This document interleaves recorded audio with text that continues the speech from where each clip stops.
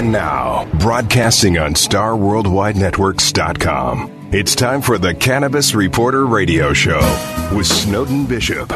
Listen in as Snowden interviews cannabis industry pioneers, marijuana experts, policymakers, medical practitioners, patients, and other amazing individuals with compelling stories to share. It all happens right now. Here's the Cannabis Reporter, Snowden Bishop. Hi, and welcome back to Cannabis Reporter, a radio show. I'm Snowden Bishop. With elections around the corner and cannabis advocates in 9 states giddy with anticipation, staunch opponents in the alcohol, pharmaceutical, and private prison industries are spending hundreds of thousands of dollars to protect their interests. Must say, some people will say or do anything to support their point of view.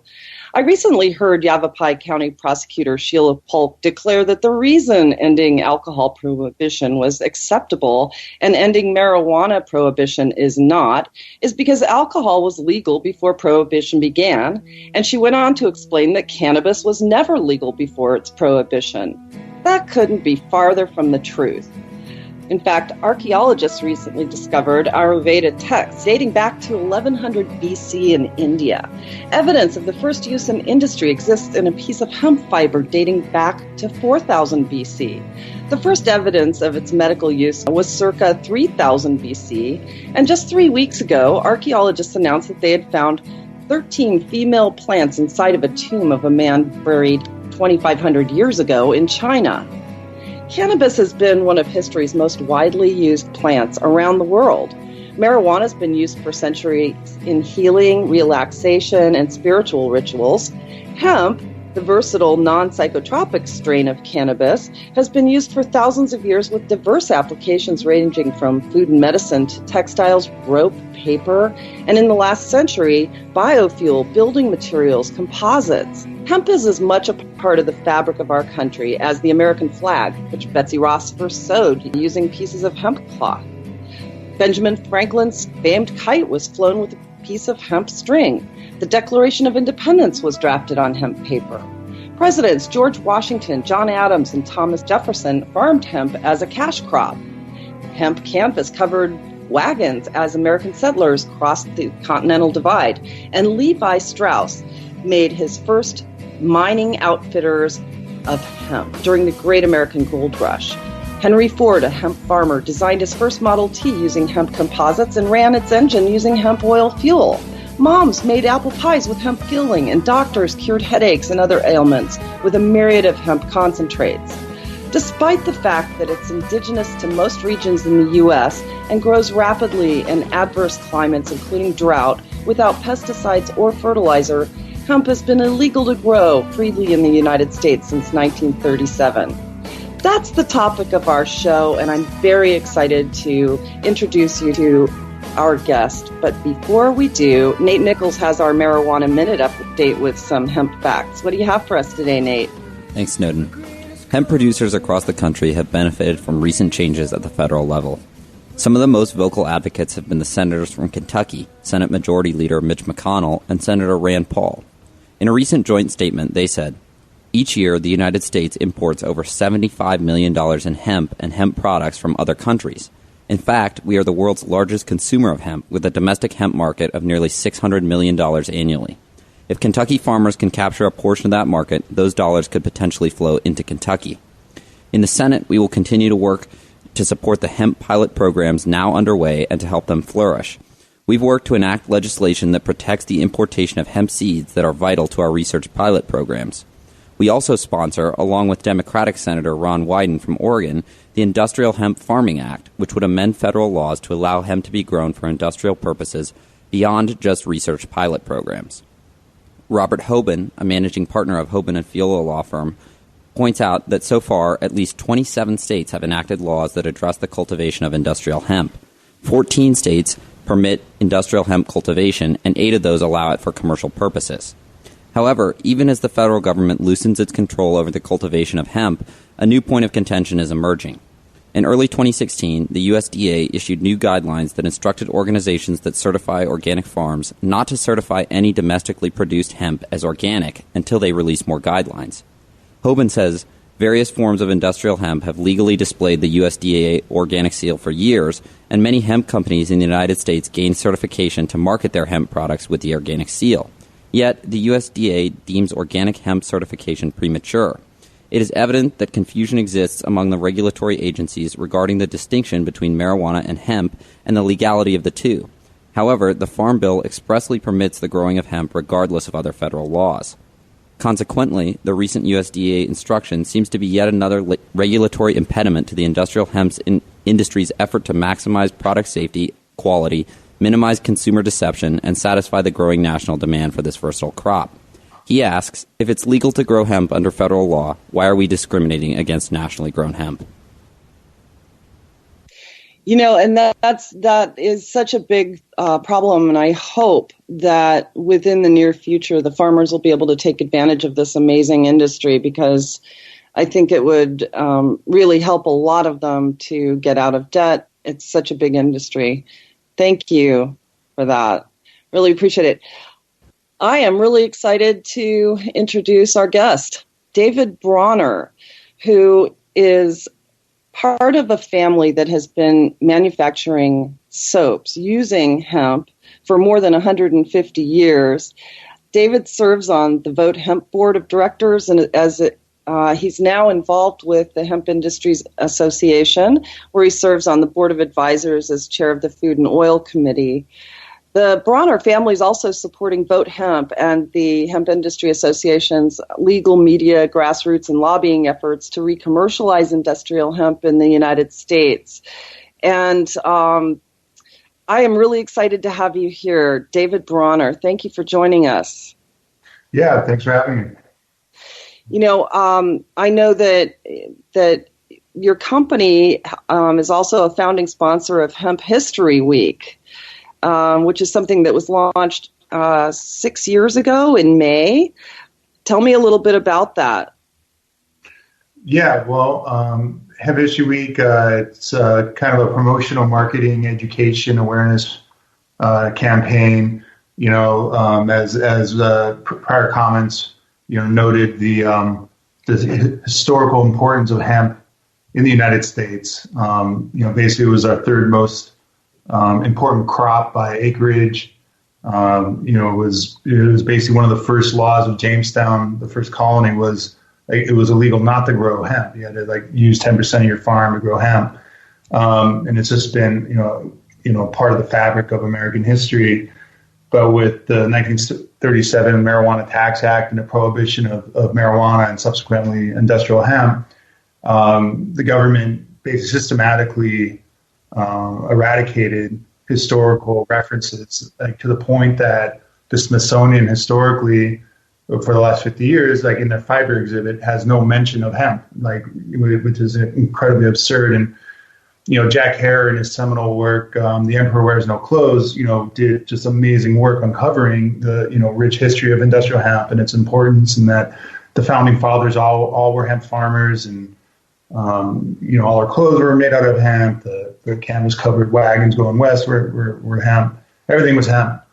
And so Hemp History Week is basically about activists, equipping activists around the country to stage events. We'll go visit their local historical societies and find out what is the local history in hemp, because pretty much everywhere in America has a rich history of hemp, and to really kind of make it relevant in the local context, to do some research. And then during Hemp History Week, generally, throw some kind of event, invite the media and the public to come and just kind of show what, it's been, what the local kind of historical reality was with hemp, but then also to show the, emerging hemp renaissance that we're living through right now, that, unfortunately we spent 60 plus years here in the dark ages, but in the last 20 years, industrial hemp has really blossomed globally, with all kinds of hemp seed and fiber products now being introduced. On the food side,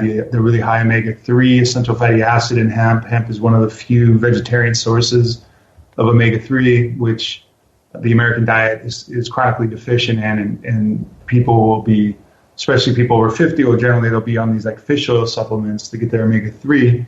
But then at the same time, the government's warning about the mercury and other environmental contaminants in these fish oil supplements. So on the hemp seed food side, that's really been the market driver on the omega-3. But then on the fiber side, which is, the really exciting kind of application for a lot of us in the movement is, the potential for hemp fiber to substitute for virgin timber, for paper, for pesticide, herbicide-intensive cotton, for textiles and clothes. So there's just like all these emerging markets and products using hemp as a sustainable feedstock. As you referenced, it grows like a weed. You don't need a whole lot of ag chemical inputs to grow it. It just outcompetes the weeds. Cotton by contrast takes, I think, something like 25% of the country's insecticide.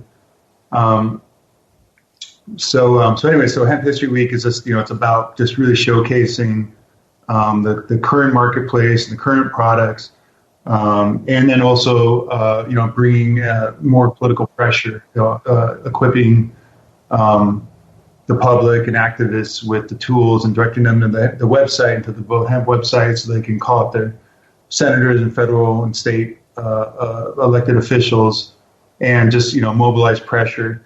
The reality is industrial hemp is a non-drug agricultural crop. The rest of the world, more or less, is got with the program. Canada re-commercialized in '98. Europe 5 years before that.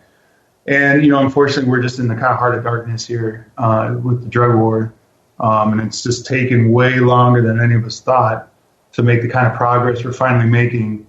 Personally, I'm very active in also the medical cannabis and adult responsible recreational space. And we're giving over $1 million this election cycle to the different state ballot campaigns. And I never would have thought that industrial hemp was going to, that we were going to have to legalize across the board for industrial hemp to fully be free of the red tape. But evidently, that's the way it's going to go. But at the same time, hemp has helped, it's been part of one of the fronts in this battle to end cannabis prohibition, along with medical marijuana and industrial hemp, were just initial ways of really putting some body blows into prohibition.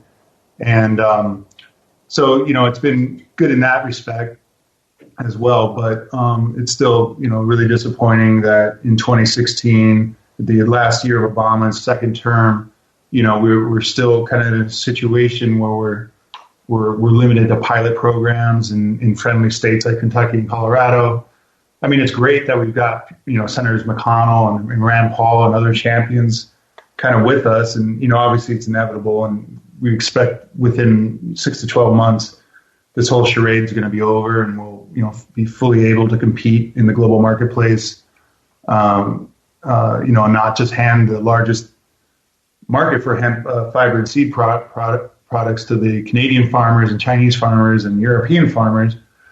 So we're on the cusp here, finally. It's disappointing it took this long, but exciting that it's finally happening. Right. Well, I'm sure that a lot of people listening may not be aware that hemp, which has absolutely no psychotropic quality like its cousin marijuana, is a Schedule I narcotic, according to the DEA, which it just seems completely absurd when you really look at its industrial use and the fact that, if someone tried to smoke hemp, they'd get nothing more than a headache out of it. Yeah. No, that's it. I mean, cannabis itself should not be in Schedule I. I mean, not the psychoactive, medicinal, and recreational varieties are, it's absurd. It's the safest therapeutically active medicine pretty much in existence, and no one's ever died from an overdose of cannabis. So the plant shouldn't be Schedule I in the first place. And then industrial hemp, the varieties historically of cannabis bred for hemp fiber and seed have never been psychoactive. They have very low levels of THC. So they're basically, taking a non-drug agricultural crop and treating it like heroin. So yeah, it's just, and it just kind of goes to the whole hysteria at the heart of the drug war, and that, especially cannabis prohibition, it really just kind of shows almost like a religious hysteria around cannabis that also, if you think about it, David, there are so many industries that stand to lose financially if hemp itself is taken out of the Schedule 1. Like, for example, the oil industry, oil and gas industry. You know, hemp is a brilliant source of biofuel, and it grows so much more sustainably without using petrochemicals, as you said. You know, with fertilizers and pesticides and herbicides and all of those things. I mean, there are a lot of industries in there that would stand to lose money. Isn't that right? Yeah, I mean, just on the biofuel front, I mean, hemp does have a lot of cellulosic biomass, and it's definitely can be a real good feedstock, especially for ethanol. But that potential application is going to hit when we can really scale hemp, like when we're just at another order of magnitude of acres. But you know, your larger point, you're absolutely right. I mean, there definitely are industries threatened by hemp. Although I would say the number one problem is the conflation of hemp with marijuana and with the pharmaceutical industry's opposition. I mean, there are the textiles and the paper and energy as well. But when you look at just kind of where a lot of the opposition is coming from, it just tends to it comes from just the drug warriors, just this kind of culture within government. But then the pharmaceutical, like in Arizona, like who's funding the opposition, you know, it's like big pharma. But yeah, I mean, it's, you know, it is a problem. Cannabis threatens some very entrenched industries and interests, and you know, prohibition in the first place was in part, you know, manufactured by industries that were then threatened and are currently threatened by hemp production. Yeah. Chemical like DuPont, lumber, which would include Hearst, paper industry. The list just goes on and on. But your company is rather iconic in that it's been around forever. Dr. Bronner's Magical Soaps. And, you know, before people started catching on how ridiculous hemp prohibition was, in addition to marijuana prohibition, your company's been using hemp as a raw material emulsifier, really, in your soaps for 150 years. I mean, this is your family's business, right? Yeah. Well, you know, just a point of correction. Actually, we didn't start using hemp seed oil until 1999. Okay.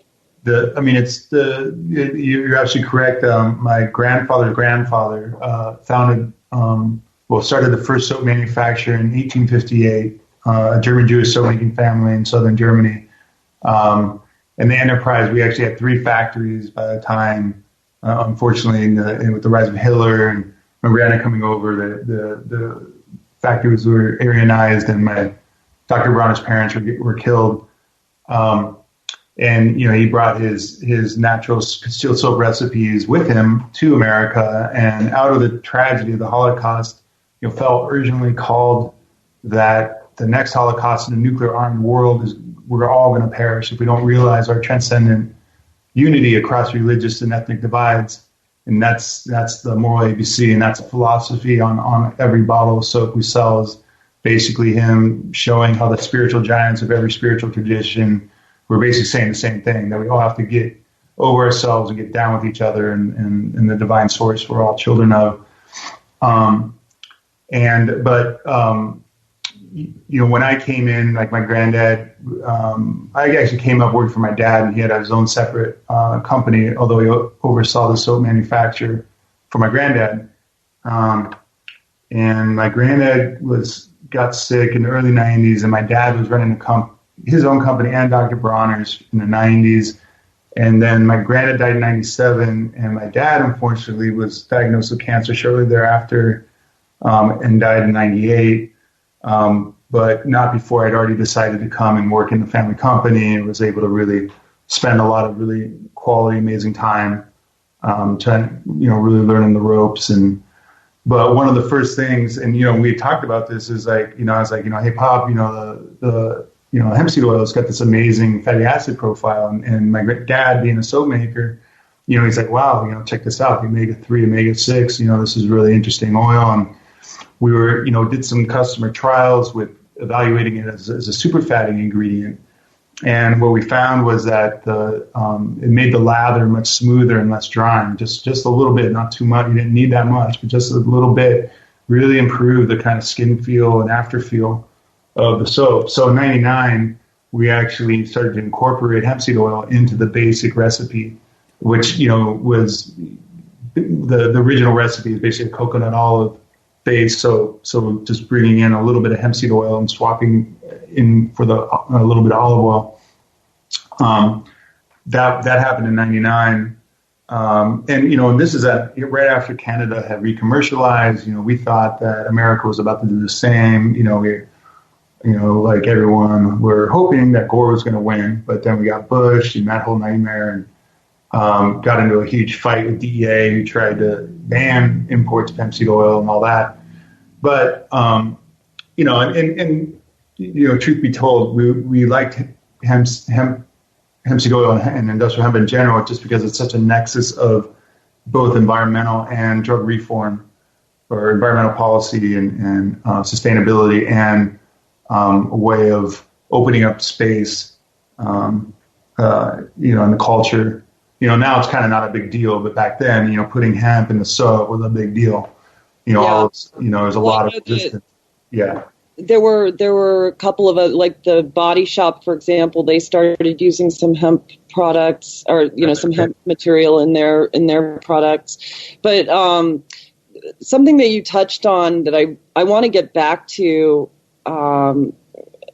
in just a minute, which is the whole company philosophy of the uniting of people across religious backgrounds and all of that. I'd like to get back to that, but first, you also mentioned the big fight with the DEA, and one of my favorite stories about you.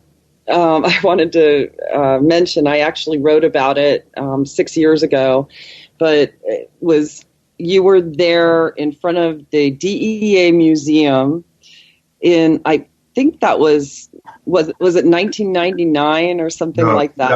2009. Oh, 2009. Okay. Yeah. Anyway, you were in front of the DEA museum planting hemp seeds along with some other rather famed advocates of hemp.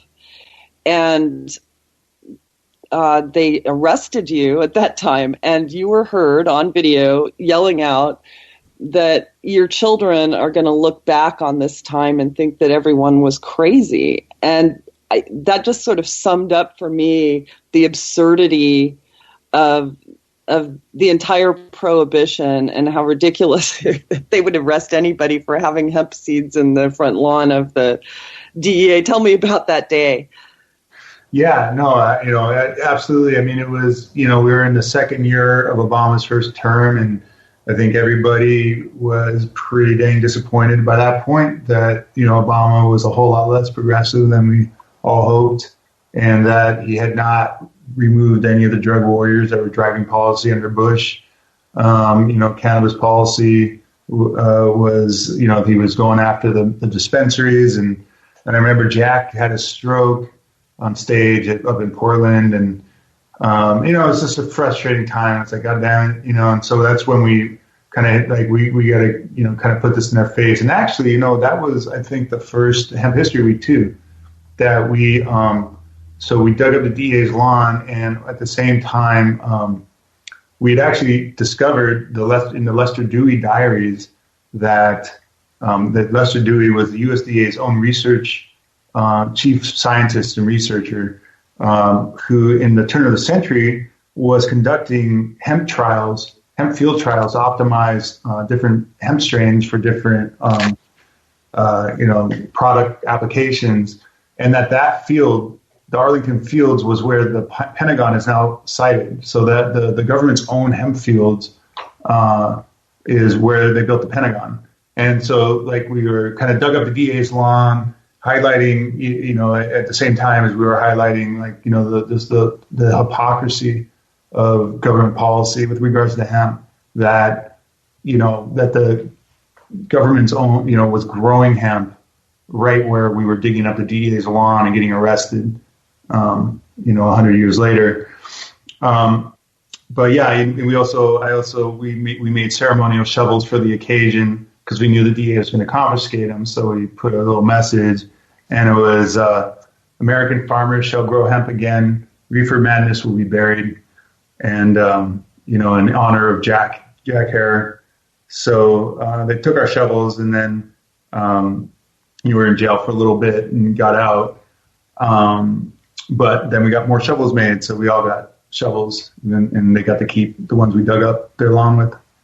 I just think that's such a poignant story for anybody who's interested in the history of this movement. It just sort of set the stage for, for people realizing the absurdity of all of it. And yeah, and it was also kind of like driving a stake into the heart of darkness or something, just like little wooden stake in the vampire. It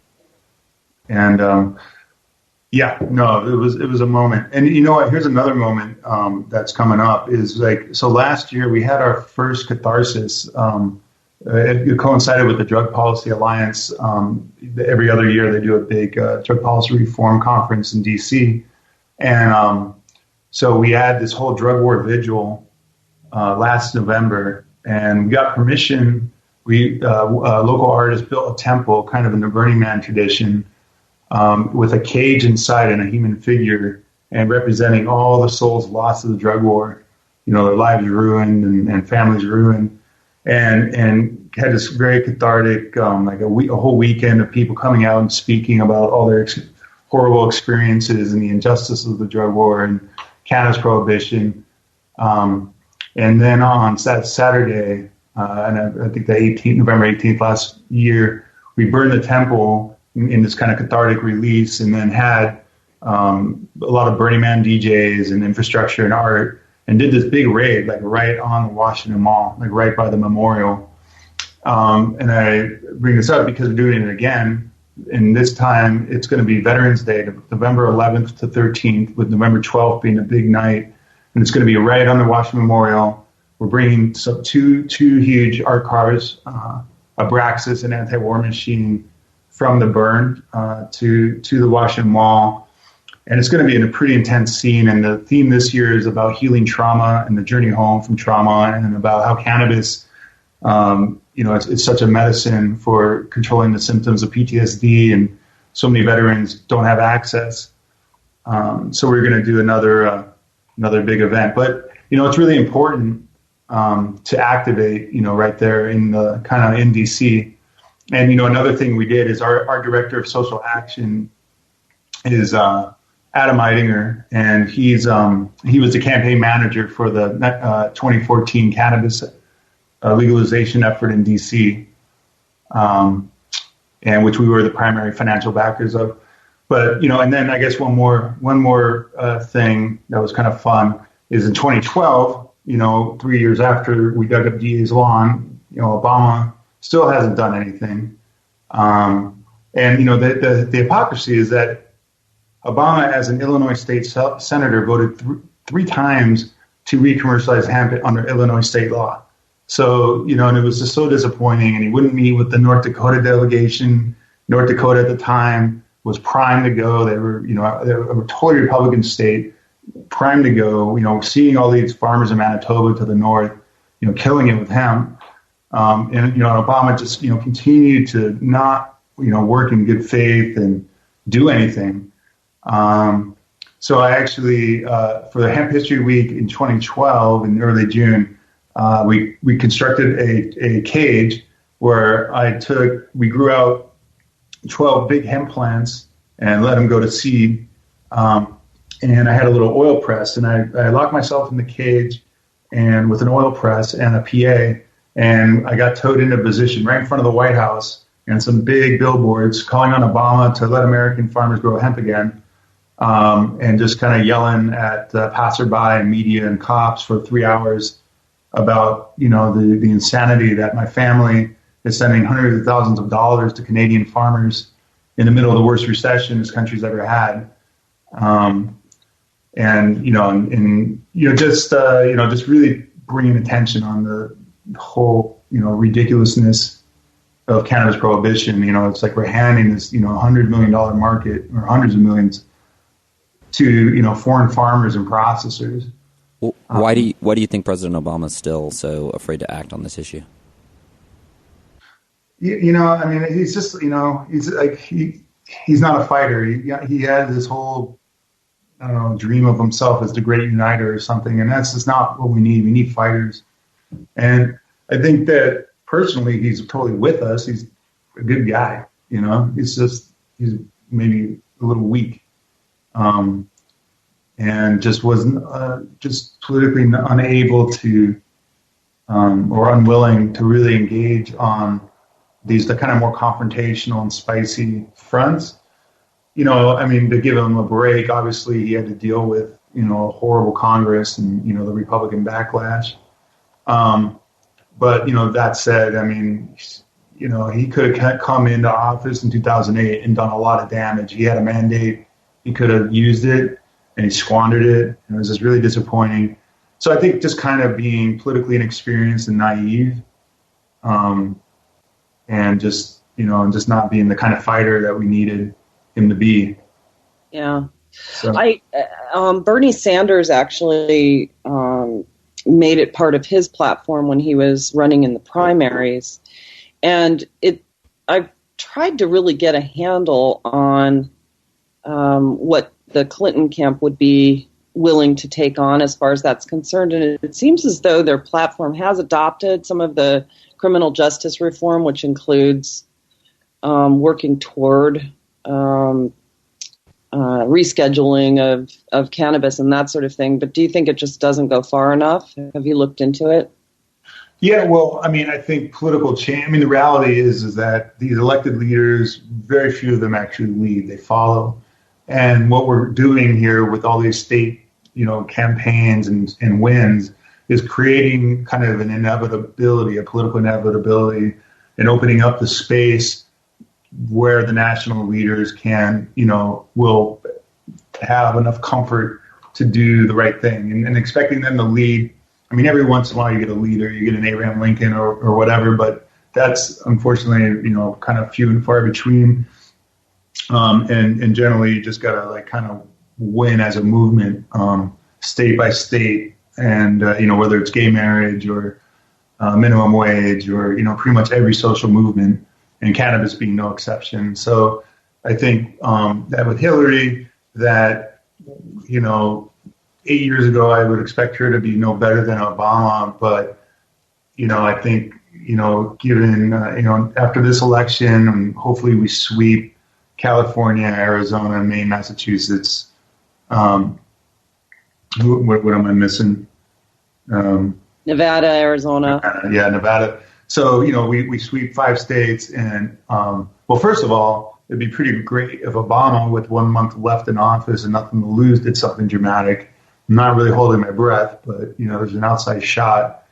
But, hopefully Hillary, wins in a major way, and Congress is, I don't know if Congress will flip, but I think with, more or less 40% of the country's population living in legalized states, that creates a lot more space for, progressive action. And there does seem to be, bipartisan, not necessarily on legalizing cannabis, but certainly on sentencing reform that you were mentioning.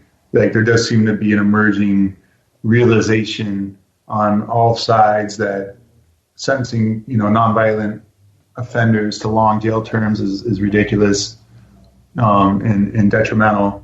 So there does seem to be a real opportunity here, hopefully, for Hillary to do something dramatic as far as sentencing reform, but then also in just drug policy generally, and certainly with cannabis.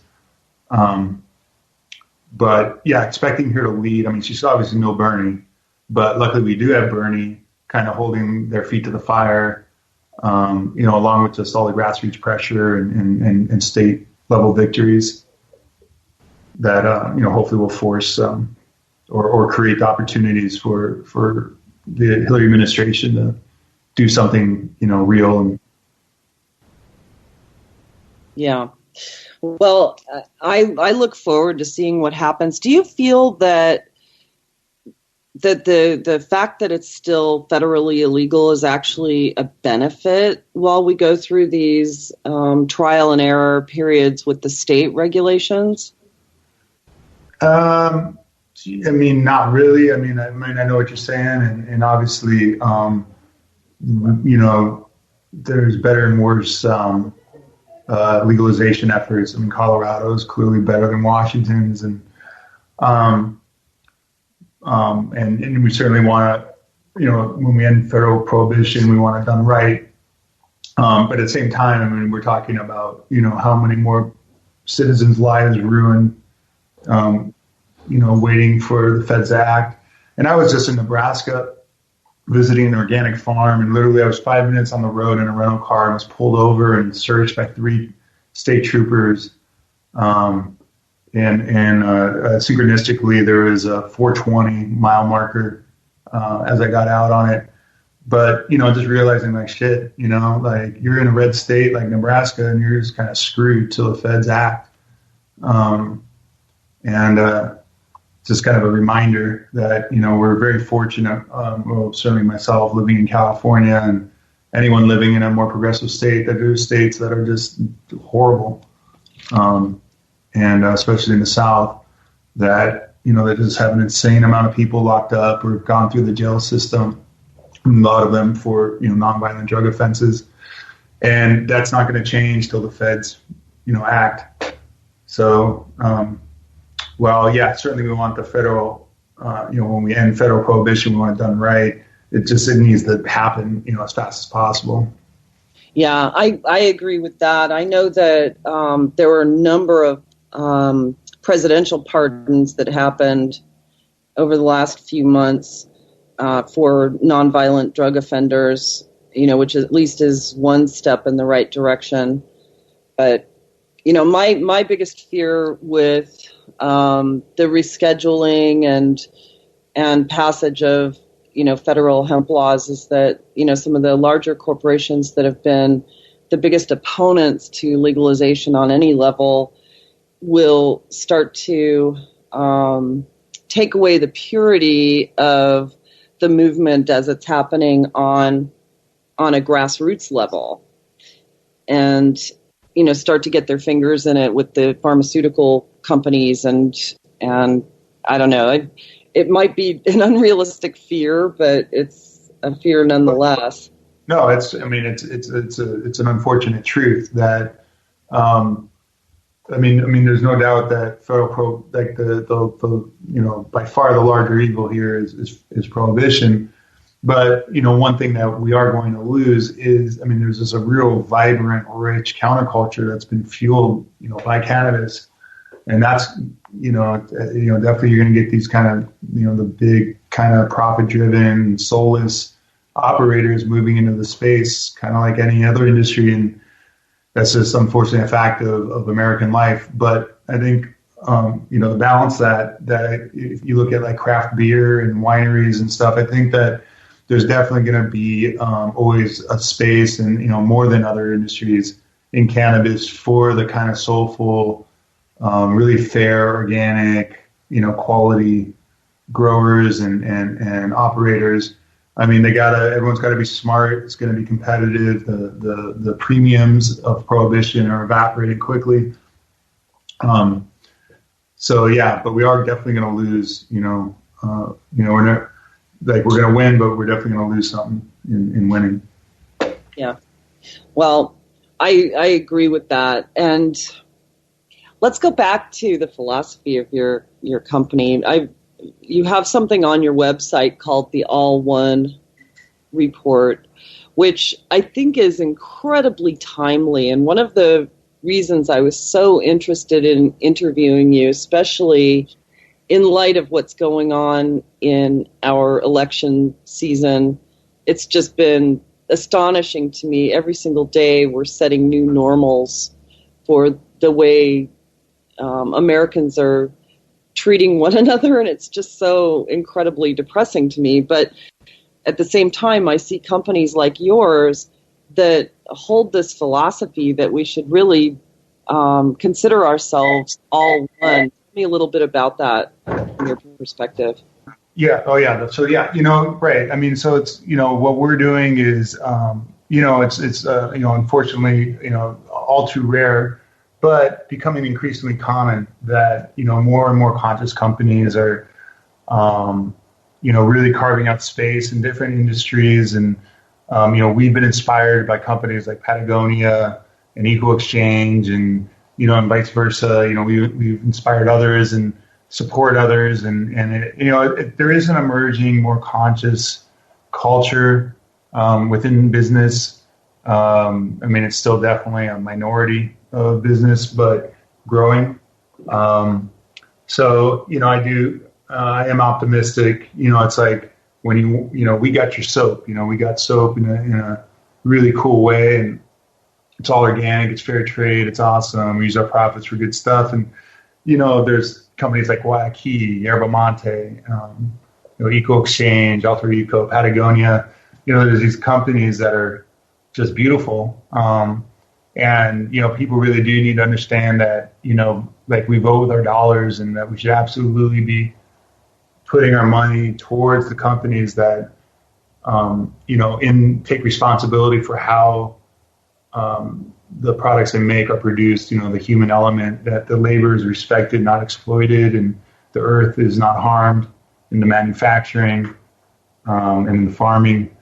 And just to understand that these are the companies that deserve support and are, really kind of leading the way for a better world. I mean, there's, obviously we need to enact policies and elect the right people, but it's just as important to support the right kind of business to create the kind of world we want. Yeah, and it couldn't be more important timing than right now as well. It just seems as though there's so much animosity that's being created and so much division, but it just strikes me with your family history, the things that you talk about, not only in that report, but just in general in the philosophy by your grandfather and his grandfather about bringing people together in such a way that it just creates harmony, not just for the earth, but for civilization in general. It seems like you're on the right side of history there.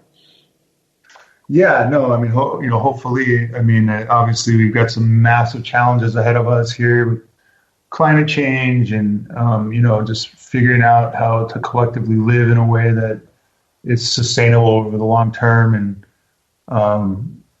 respectful of each other and our fellow creatures. And, we're living through the 6th great extinction event. It's human caused and it's a disaster. But hopefully there's also an awakening and that the solution will, that we can, liberate our sacramental allies, cannabis and psychedelics, to really help a lot of us, awaken to our higher selves and, live more authentically and deeply connected to each other and the earth.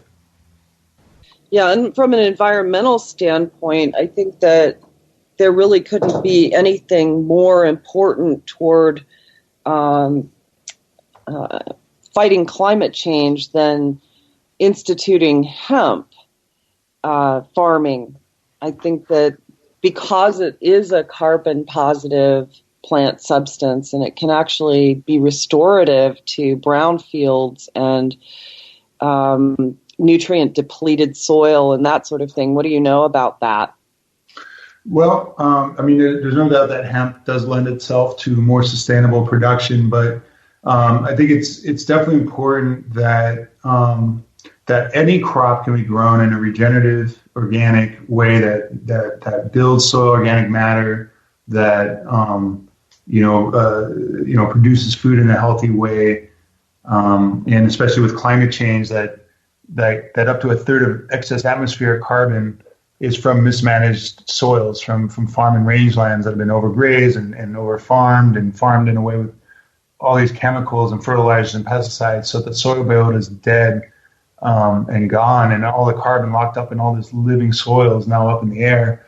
But with regenerative organic agricultural practice, we can more quickly, within 5 to 10 years, sequester huge amounts of atmospheric carbon in the form of stable soil organic carbon.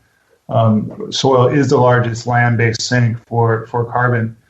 And, hemp can definitely be a key part of a regenerative agricultural system and should be.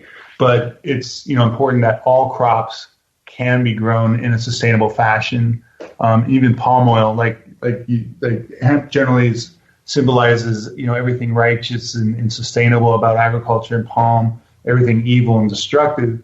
But the reality is both can be grown in a sustainable organic way, and both can be farmed in a terrible way. I mean, there's definitely ways of farming hemp that are not cool, where they're using synthetic nitrogen and pesticides, and just going, just farming incorrectly. So, and then vice versa, palm oil is, they're clear cutting rainforests and ruining orangutan habitat in Indonesia.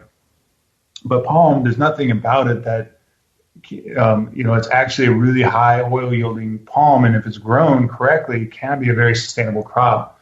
So I think it's, important that, obviously hemp it has a key role to play in a sustainable agricultural system, but that it's the practice that we use to grow all of our crops, of which hemp, is, key, being both a fiber and a seed crop.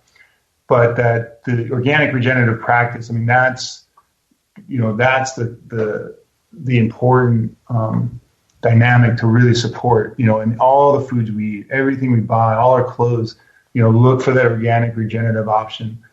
Because that's what's crucial. But then, I mean, as far as hemp, I mean, there's just some unbelievable things about hemp and the way it can phytoremediate soils and detoxify and remove heavy metals and really bring soils, back to life, and also just bring nutrients from kind of deep subsoil and make it bioavailable for subsequent crops grown in a rotation. Hemp is just great. Yeah. Well, and not to mention, it's a fantastic replacement for some super toxic pharmaceuticals as well. Yeah. Well, I mean, that's, bar none, the number one, I would say deal with cannabis. I mean, obviously I love hemp fiber and I love hemp seed, but the medicinal potential of cannabis flowers is, we're just scratching the surface of what's to come. And, it's just so much healthier than the pharmaceuticals and opiates that are just prescribed, overused, and the promise cannabis has of reducing dependency on these very harmful pharmaceuticals is massive, and it also speaks to like why and the opposition to its full legalization. But that finally we're breaking through that. Yeah, well, I certainly hope so, and it seems with people like you fighting the good fight, it's making some headway. And I think we have to start wrapping it up here pretty soon, but to the voters out there who are on the fence or very skeptical about these legalization measures, what's the takeaway that you might have for them? Oh, well, I mean, it depends. I mean, what kind of voter we're talking about. To the voters on our side that are just disappointed that the legalization efforts don't go far enough, that's always the case. I mean, it's unfortunate. It's like, what is politically possible at any given political moment and context. And obviously every single one of these state ballot measures can be better and, should be better, but it's what we got. And the reality is that if we don't win, then it's just, the other option is prohibition, and that's just a complete disaster. So we all have to throw down and support these measures and talk to our friends and family and, about why ending cannabis prohibition is key. And then people who are just confused, I mean, just gosh, I mean, the cannabis is, the safest therapeutically active agent known to man. It's all of these state ballot efforts, have stringent regulations about, no kids under 21 can have access. I think 18 is more realistic, but anyways, they really strictly regulate the market. Kids have even less access than under prohibition. And there's this other common sense regulations that are aimed at reassuring kind of nervous middle, kind of soccer mom types of peeps. And, I'm pretty confident that we're going to sweep it. Unfortunately, we have seen some real opposition materialize in Arizona for sure, and in Massachusetts, Nevada as well. But at the end of the day, I'm feeling pretty good about our chances of a sweep. And it'll be a great day on Election Day. I certainly hope so. I'm looking forward to the outcome of this. I feel optimistic like you do. Nate, do you have anything to add or ask? I guess I just, you've talked a little bit about kind of encouraging consumers to participate in this more sustainable model. And do you think that that's a change that has to happen kind of at a grassroots level, or is that something that we really need to put more pressure on our regulators to put into law? Yeah, no, it's both. I mean, all of us as consumers, need to kind of really understand the brands whose products we're buying and understand their story and what they're trying to do. And support the really good actors. But at the same time, like a lot of our government policy is whipsawed by corporations, the really bad actors. And we need to change those policies. So it's very important to engage in the political process. And, for example, with agriculture, we currently subsidize and encourage farmers to do the exact wrong things. And we need to reward farmers for making the switch to sustainable, organic, regenerative practice. And this is a battle that's playing out right now on a lot of different levels, and at state and federal, in regulatory agencies and legislatures. Going to Organic Consumers Association, for example, is a really good resource for understanding both what kind of policies and legislative fights are important to engage on, and then also the kind of good companies that support with our money and empower their work in the world. Yeah. Well, also, I invite people to go and take a look at websites like Vote Hemp and the Hemp Industries Association to, start reading some of the literature about hemp, but also there are just so many incredible resources out there about medical marijuana, about adult use marijuana and what the implications are for society and all of that. I just invite people to really start doing their research if they haven't already.